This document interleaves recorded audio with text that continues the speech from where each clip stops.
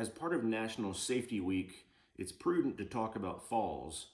Back in 2015, a study was done that showed 3 million Americans visited the emergency department because of a fall. 1.5 million of them had to be admitted for further treatment and surgeries.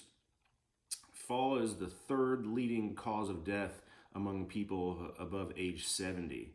As a physician, I feel that we must be compulsive in trying to prevent falls. There are a few common sense things that we all need to think about. One is the choice of footwear. Another is clearing the path. And then two other issues are thinking about your situation and what you're doing and understanding how those situations are dangerous for your balance. I'll put together a few illustrations here which will underscore what we're trying to accomplish. As you can see, it is a beautiful day here in North Carolina. I think I feel like going for a walk today.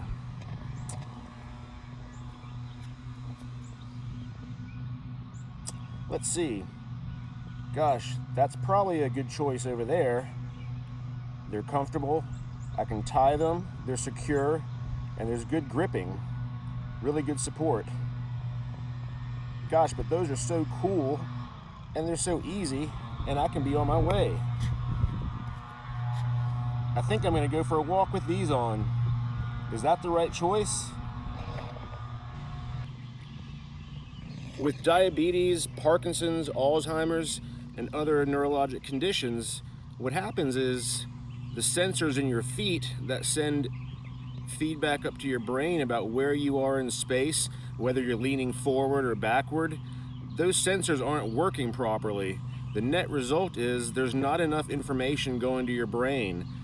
To try to combat that, wearing proper footwear, such as tennis shoes or lace-up shoes, is a good idea. Skechers make some that are very lightweight that people like. Sometimes it's hard to pick your feet up, so heavy boots may not be a good idea. Flip-flops are great for the beach, but they're a disaster for the elderly. We love our dog Coco. She's so much fun to play with, and she loves her toys. The problem is that if we're playing, this is sometimes what happens.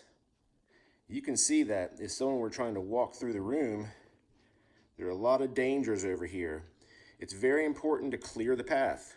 Make sure that there is a safe walkway for wherever you're trying to go, and especially if there are kids around, make sure that they're picking up their toys. Hey Coco, it's time to clean up. Sometimes when toys or other items are on the ground and you see it, I just feel like bending over and picking it up. That's probably not the best way to do it. Because the balance gets messed up as we all age and develop things like Parkinson's, diabetes, or Alzheimer's, we have to figure out new ways of doing it. Your brain just doesn't quite understand where you are in space. It's very easy if I lean over to fall forward. So a better idea is put one hand down here and then squat down to pick it up. Another idea, if you can't do that, is to get one of those grab bars that with the trigger that you can reach down and get it.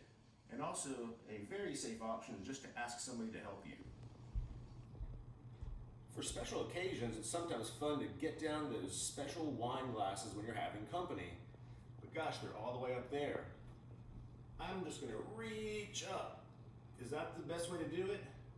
Probably not. What happens is when you're reaching up, you tend to also lean backwards. It's very easy to fall backwards. People with Parkinson's and Alzheimer's and diabetes, they lose their sense of balance, and it's very easy to fall over backwards. The best way to accomplish this task is to put one hand on the counter and then reach for it. My hand on the counter is giving my brain some feedback and telling me where I am in space. Another good option if you have to reach really high is just to ask somebody for help. It's important to consider safety when you're thinking about stairs. It's a common place that people fall, and a fall down the stairs can be life-changing.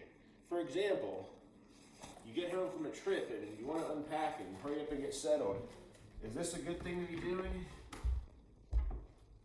No.